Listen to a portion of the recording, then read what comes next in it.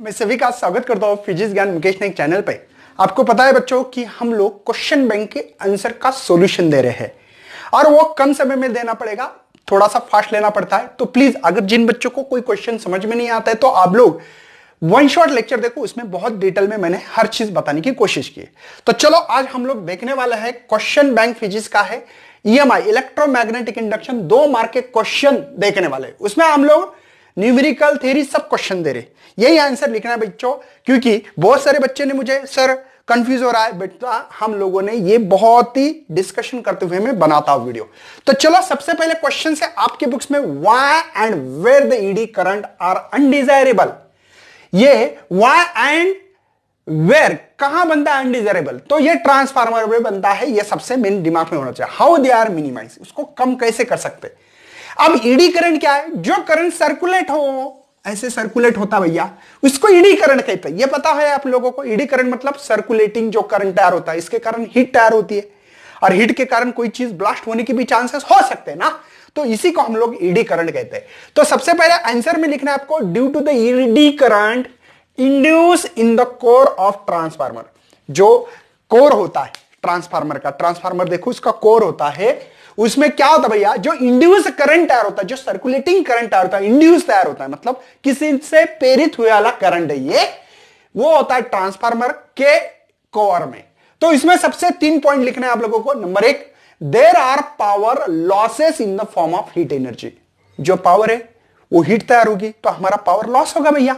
अरे कन्वर्जन हो रहा है ना, one energy to the another, तो हमारा जो पावर है वो पावर क्या हो रहा है, लॉस हो रहा है। There are the power losses होने वाला है in the form of heat energy में, क्योंकि ईडी करंट हमारा जो ये पावर है लॉस कर रहा है, हीट एनर्जी में कन्वर्ट हो रहा है। Number 1। Number 2, due to the heating, ये हीटिंग के कारण इंसुलेशंस ऑफ वाइंडिंग मेल्स, इसके ने क्या वाइंडिंग होती है भैया, इंसुलेटेड की वाली वायर होती है, पता है ना, जैसे हमारे घर में वायर होती है वैसे वायर होती है।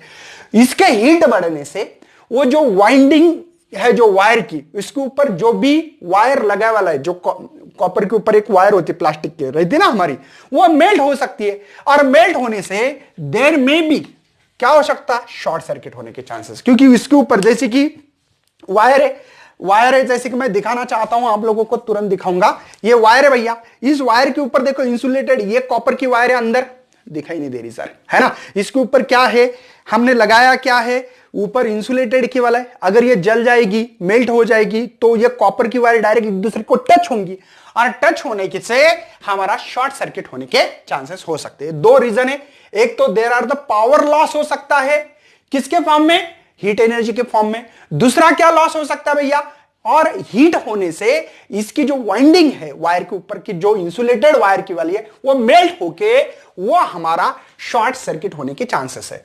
सो ईडी करंट आर अनडिजायरेबल है, इसलिए अनडिजायरेबल क्यों है समझ में आ रहा है, इन दोनों के कारण।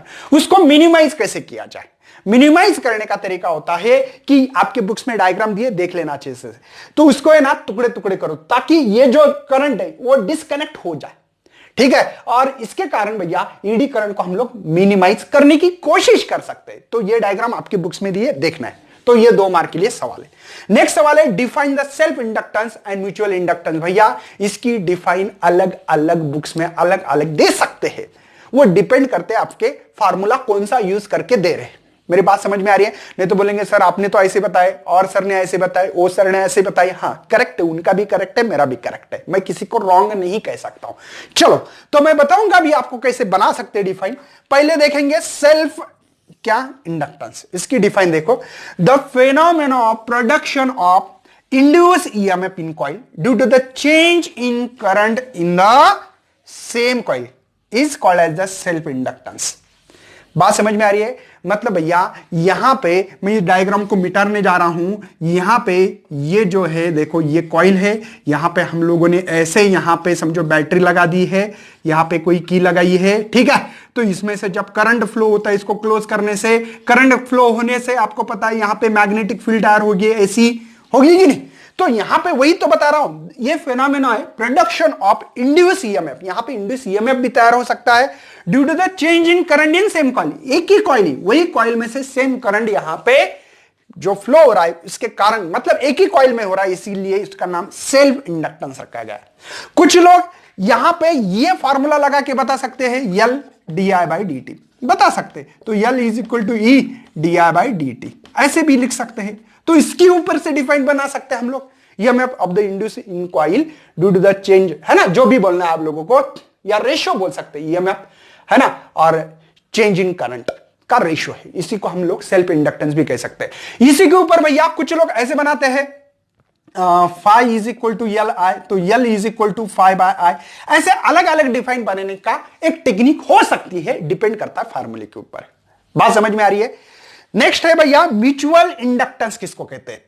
अब म्यूचुअल मतलब नाम में ही म्यूचुअल है, मतलब किसी के साथ तो वो देना लेना देना रखेगा, तो क्या रखता है, मतलब म्यूचुअल इंडक्टेंस में हम लोग, ये कॉइल है, यहां पे आपके बुक्स में थोड़ी सी अलग कॉइल है, कोई टेंशन नहीं है, ठीक है। यहां पे मैंने एक ग्लानोमीटर लगाया जो कि करंट डिटेक्ट करता है, यहां पे बैटरी लगा सकता हूं, यहां पे की लगा सकता हूं, ठीक है। तो यहां पे जब करंट फ्लो होता है, इसकी मैग्नेटिक फील्ड इसके अंदर जाती है, पता है ना आप लोगों को, तो वही डिफाइन देखो, production of induce EMF in one coil due to the change in current. देखो इसका ईएमएफ चेंज करने से चेंज इन करंट इन क्या है, न्यूबरिंग, दूसरे कॉइल में करंट चेंज होगा। देखो ये हम लोगों को दिखाता है कितना करंट चेंज हो रहा है, तो इसी को हम लोग म्यूचुअल इंडक्टेंस कहते हैं। मतलब एक में ईएमएफ चेंज होने से दूसरे में करंट, या करंट चेंज होने से ईएमएफ कैसे चेंज होता है आपको पता होना चाहिए इक्वेशन। तो इसी के ऊपर भी निकाल सकते हैं, E is equal to M D I by D T, इसके ऊपर भी लिख सकते हैं, देखो E is equal to M D I by D T. मुझे एम निकालना है तो क्या करोगे भैया, E ये डिवाइड जाने वाला है, बस इसको एक्सप्लेन करो यार, बस ये भी तरीका हो सकता है। या यहां पे रख सकता हूं मैं phi is equal to M I, लेकिन ये जो फाई होता है, अगर ये प्राइमरी है तो सेकेंडरी, सेकेंडरी तो प्राइमरी, आपको पता होना चाहिए फ्लक्स कैसे चेंज होते हैं। बस इसके थ्रू डिफाइन आपके मन से लिख सकते हो, आपके बुक्स में जो दी वाली है आपके नोट्स में, वो लिखने का चांस आपको है। चलो थर्ड क्वेश्चन देखते हैं, चलो इसको नोट डाउन करना है। आप देख सकते हैं, explain why the inductance of two coil connected in parallel less than होता है inductance of the other coil. इसका मतलब यह है, ये कहना चाहते कि हम लोगों ने ऐसे एक इंडक्टर ले लिया, ठीक है, एक दूसरा ले लिया, ठीक है, तो ये जो है इसके लिए आप लोगों को पता है इक्वेशंस क्या होता है, रेसिप्रोकल। हम लोग रेजिस्टेंस में क्या करते हैं, ऐड कर दे ना डायरेक्टली, लेकिन यहां पे हम लोग इसको इनवर्सली प्रोपोर्शनल करते हैं। इसके कारण क्या है, इंडक्टेंस कम करने का तरीका ये पैरेलल लगा दो। बात समझ में आ रही है, मतलब ये पैरेलल लगाने से रेसिप्रोकल होता है, मतलब just like a resistance, sorry यहां पे रेजिस्टेंस जैसी कहानी है, कैपेसिटर में उल्टा होता है। इंडक्टेंस मतलब क्या है यार, कुछ नहीं, एक वायर ले लिया, उसको वाउंड कर रहा हूं ऐसे गोल गोल गोल गोल, तो लेंथ बढ़ेगी, लेंथ बढ़ेगी तो प्रॉब्लम बढ़ेगी, प्रॉब्लम बढ़ना मतलब रेजिस्टेंस बढ़ना, बहुत सिंपल वे, कुछ नहीं इसमें। अरे ये फालतूगिरी का क्वेश्चन है यार, इतना छोटा क्वेश्चन है, सिंपल, आपको रेजिस्टेंस को इंडक्टेंस बोल के पढ़ाना चाहते, बाकी कुछ नहीं है। तो मुझे बताओ इसमें क्या होगा, रेजिस्टेंस देखो कैसा है, जैसे कि एक एग्जांपल बोल रहा हूं, आपकी सिटी है, यहां पे मेन चौक है, ठीक है, अगर सिटी में से एक रोड जा रही है, मैं औरंगाबाद में रहता हूं, उसको जालना रोड बोलते हैं, इसमें से अगर बहुत व्हीकल जाएगी तो ट्रैफिक बढ़ेगी कि नहीं, मतलब रेजिस्टेंस बढ़ेगा। मैंने बोला यार एक काम करते, उसको बाईपास देते, तो बाईपास दे दिया, एक इधर से ऐसे, एक दिया दे इधर से, तो ऑब्वियसली यहां पे 100 व्हीकल आ रहे थे, कुछ व्हीकल जाएंगे इसमें से, फॉर एग्जांपल 40 गए, यहां से 25 गए, एग्जांपल के तौर पे बता रहा हूं, ठीक है, तो यहां पे 35 जाएंगे, जो भी होगा आपका, मतलब क्या होगा, ट्रैफिक जाम कम होगी। मतलब पैरेलल में रेजिस्टेंस लगाना ये फायदे की बात है हमारे लिए, फायदे की बात है कि नहीं है, क्योंकि भैया ट्रैफिक जाम नहीं होगा ना, सिंपल सी बात है। मतलब ये जो पॉइंट लिखे मैंने, इसमें से कोई भी आपको 4 पॉइंट लिखना है, आपकी मर्जी, आपको जो चाहते हो वो लिख सकते हैं, और आपके मन से भी लिख सकते हो उसको, ठीक है, मैंने तो लिख के दिया है आपको, ये आपके माइंड ब्रेन के ऊपर डिपेंड है कि आप कैसा आंसर लिखना चाहते हो, डिपेंड आपके ऊपर करता है। मैंने लिख दिया यहां पे, parallel combination of two coil current through each parallel inductor से फ्रैक्शन होगा, मतलब बांट दिया जाएगा, कुछ इधर जाओ कुछ इधर जाओ, बाकी मेरे पीछे आओ। समझ में आ रहा है बच्चों, है ना। Total current end voltage drop across each parallel inductor same. Parallel में वोल्टेज कैसा होता है भैया, सेम होता है, ये बात ध्यान रखनी चाहिए, ठीक है। मतलब यहां पे अगर आप लोग ऐसे रेजिस्टेंस लगाते थे, याद होगा, है ना, तो यहां पे जो वोल्टेज रहता है, जो यहां दे दिया मैंने 10 वोल्ट है, यहां पे 0 वोल्ट है, तो इसके अक्रॉस में भी 10 है और दूसरे के अक्रॉस में भी 10 है, मतलब सेम होता है वोल्टेज, ठीक है। करंट को फ्रैक्शन किया जाता है, मतलब तोड़ दिया जाता है। As the result change the total current will result in less voltage drop. मतलब भैया वोल्टेज ड्रॉप जो है वो लेस होगा। अगर पैरेलल में सीरीज में रहता, यहां रेजिस्टेंस, जैसे इंडक्टर या रेजिस्टेंस बोलो, तो यहां पे V1 वोल्टेज ड्रॉप हो रहा है, यहां पे V2 हो रहा है, यहां पे V3 हो रहा है, अब ड्रॉप ही नहीं होगा ना। यहां पे वो कह रहा है कि वोल्टेज जो ड्रॉप है वो कम होगा अक्रॉस द पैरेलल एरे, है ना। तो ये आप लोगों को इंडिविजुअल इंडक्टर्स, तो ये पॉइंट आप लोगों को लिखने हैं, नोट डाउन करने हैं। There will be the less voltage drop across the parallel inductor for a given rate of change of current than the any individual of inductor। मतलब ये कहता है कि ये जो लेस वोल्टेज होता है, ड्रॉप वोल्टेज नहीं होगा ना ज्यादा, क्योंकि भैया ड्रॉप होने के लिए सीरीज में होना चाहिए, ये पैरेलल है, तो ड्रॉप ऑफ वोल्टेज लेस होगा across the parallel inductor for the given rate of change of current जो हो रहा है than the any individual inductor. Individual जो इंडक्टर है उससे पैरेलल में ड्रॉप ऑफ वोल्टेज कम होता है। लेस वोल्टेज, है ना, less voltage for the same rate of change of current result less individual. ये आपको पढ़ना पड़ेगा, बस कुछ नहीं है, आपकी मन से लिख सकते हो। बात समझ में आ रही? चलो तो अब न्यूमेरिकल की तरफ बढ़ते हैं। तो चलो फटाक से इसको स्क्रीनशॉट निकालना है, फटाक से इसके तरफ बढ़ रहे आगे। न्यूमेरिकल से अभी फिलहाल में कंटिन्यू थी, बाद में एक डिस्टिंग्विश बिटवीन है। देखो ईएमएफ ऑफ, ईएमएफ दे वाला भैया 96 millivolt is induced in winding of coil when the current is nearby coil increasing। जो नियर कॉइल रखा था उसका करंट इंक्रीज हो गया। कितने रेट से हो गया भैया? ये 1.2। मतलब भैया मुझे ईएमएफ दिए वाला है 96 मिली वोल्ट। मिली वोल्ट में ही आंसर रखना है तो रख सकते हो, या मिली वोल्ट टू होल्ड किया तो -3 वोल्ट होगा। सही भैया। और करंट का रेट मतलब क्या है? di/dt। इतने रेट से मेरा करंट इंक्रीज हो रहा है, 1.20 लिखने की जरूरत नहीं है, एम्पियर पर second. What is the mutual inductance? Capital M क्या होगा? एक्चुअल में हमारे पास फार्मूला ये है भैया, E = m di/dt। ठीक है, म्यूचुअल इंडक्टेंस का फार्मूला मुझे m निकालना है, तो m, ये E इधर होगा, ये डिवाइड आएगा डायरेक्टली di/dt। अब कुछ बच्चे सोचेंगे सर डिवाइड का डिवाइड न्यूमरेटर लेते हैं, नहीं क्यों कर रहे? क्योंकि भैया इसका रेशो दिया गया है ना हमको, तो तकलीफ क्यों ले रहे? तो चलो E की वैल्यू मेरे पास 96 × 10⁻³ और इसका है 1.2। चलो मैं पॉइंट शिफ्टिंग कर रहा हूं, जिनको डायरेक्ट आता है तो डायरेक्ट करो, कोई प्रॉब्लम नहीं यहाँ पे, ठीक है। ये फार्मूला लिखने की जरूरत नहीं थी, यही फार्मूला लिखना है आपको। इसको एक तो 960, इसको 12 करो। बात समझ में आ रही है? पॉइंट शिफ्टिंग खेल है भैया, ये पॉइंट शिफ्ट किया तो इसको पॉइंट के बाद तो 0 था ना, तो एक 0 दे सकते हैं ऐसे भी, या पावर के फॉर्म में कर सकते हैं। सबको टेबल तो आता होगा, कितना? 12 8 जा 96, मतलब ये 80 हो गए।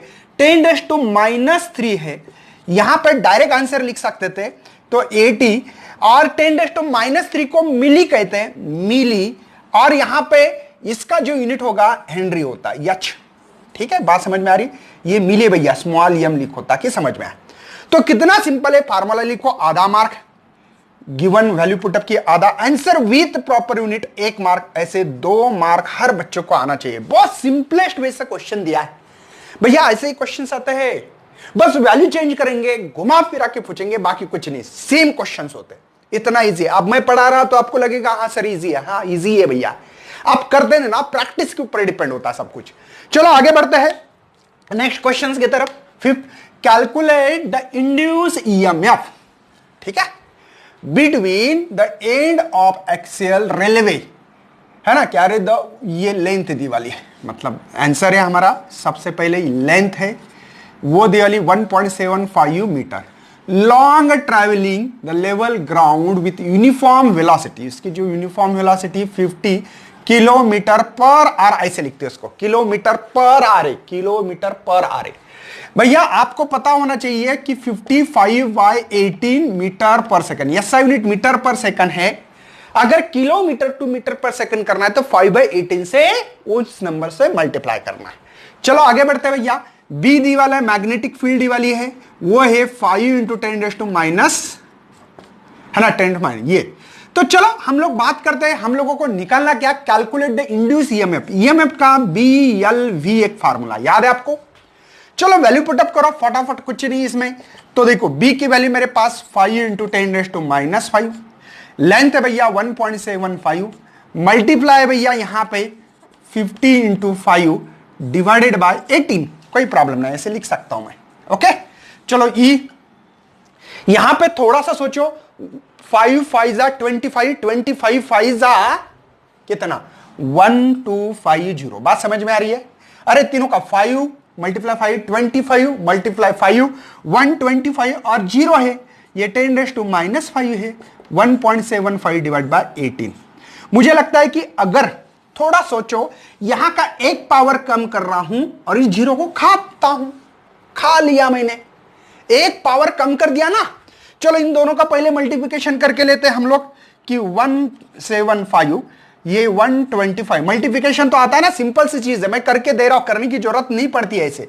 5 × 5 = 25, है ना, 5 35, ये 3 कैरी, है ना, 5 ये 8। बात समझ में आ रही है? सही है ना भैया, 5 से मल्टीप्लाई किया मैंने। ये होगा 10, 5 × 2 = 10, एक कैरी आ गया, हो गए 14 15, 1 तो 3।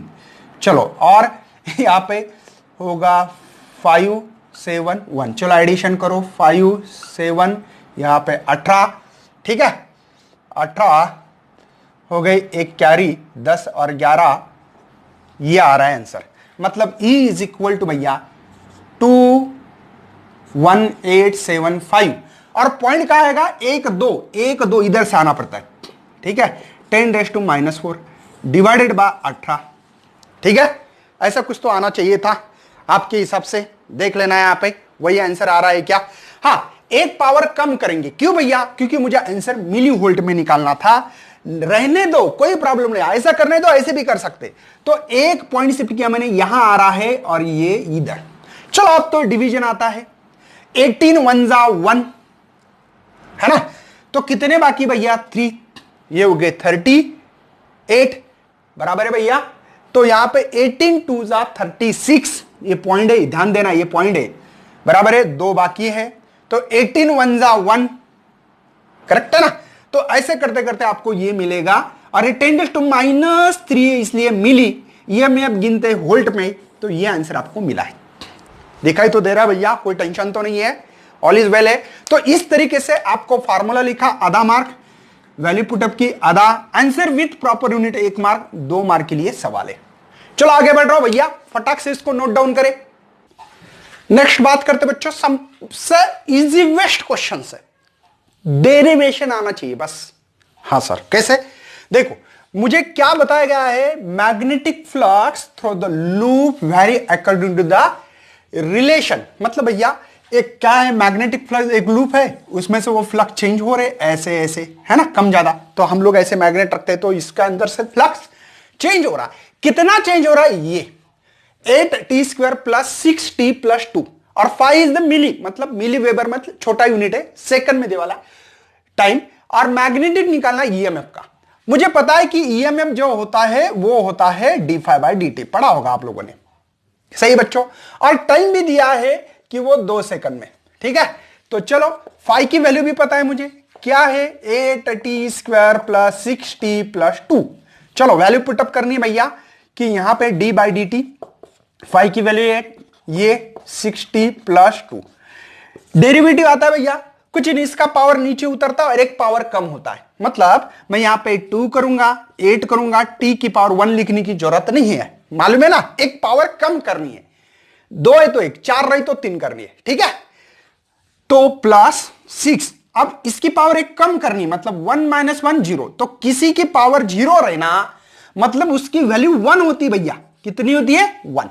यहां पे इसका डेरिवेटिव बनेगा क्या, नहीं, क्योंकि विद रिस्पेक्ट टू टाइम, मतलब टाइम वेरिएबल है, तो वो नहीं ना, यहां पे कांस्टेंट का डेरिवेटिव नहीं किया जाता है, तो नहीं करेंगे हम लोग, इसको पकड़ेंगे नहीं, फेंक देंगे बाहर।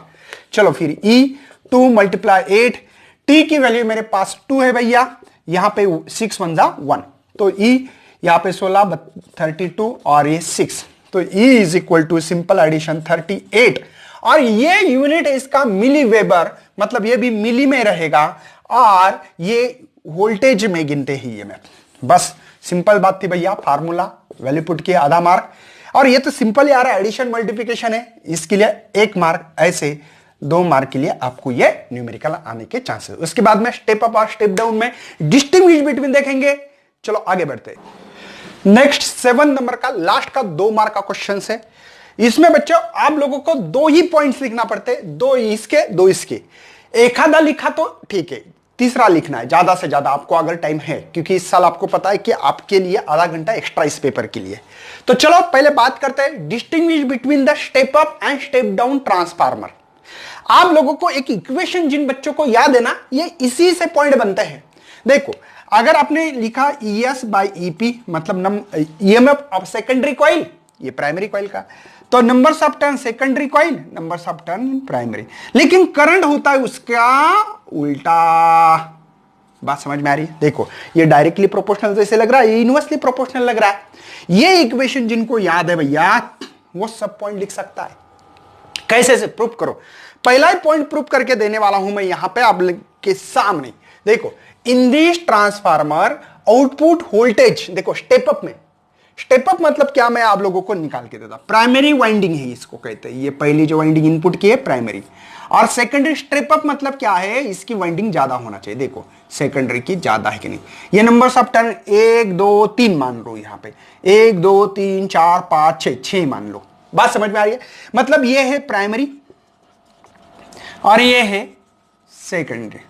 मुझे बताओ क्या है भैया, यहां पे in the transformer output voltage greater than है, इसका आउटपुट वोल्टेज है ना ग्रेटर होता है सेकेंडरी का प्राइमरी से, ठीक है। इस वाइंडिंग के ऊपर नंबर्स ऑफ टर्न के ऊपर डिपेंड, नंबर्स ऑफ टर्न जिनके ज्यादा उनका ईएमएफ ज्यादा। देखो नंबर्स ऑफ टर्न सेकेंडरी के ज्यादा है तो वोल्टेज भी ज्यादा, मतलब नंबर्स ऑफ टर्न इसके ज्यादा है तो ES भी उसका ज्यादा होगा, मतलब ईएमएफ ज्यादा है। बात समझ में आ रही है? मतलब सेकेंडरी वोल्टेज कैसा है, ज्यादा है। किसमें? स्टेप अप में, स्टेप अप कहते। स्टेप डाउन मतलब क्या, प्राइमरी वाइंडिंग ज्यादा, देखो 1 2 3 4 5 6 ऐसे, और सेकेंडरी कम 1 2 3, ठीक है। बात समझ में आ रही भैया? ये सिंबल भी इसका कंपैरिजन में हो सकता है, मतलब उसको भी 5 पॉइंट लिख सकते हैं आप लोग।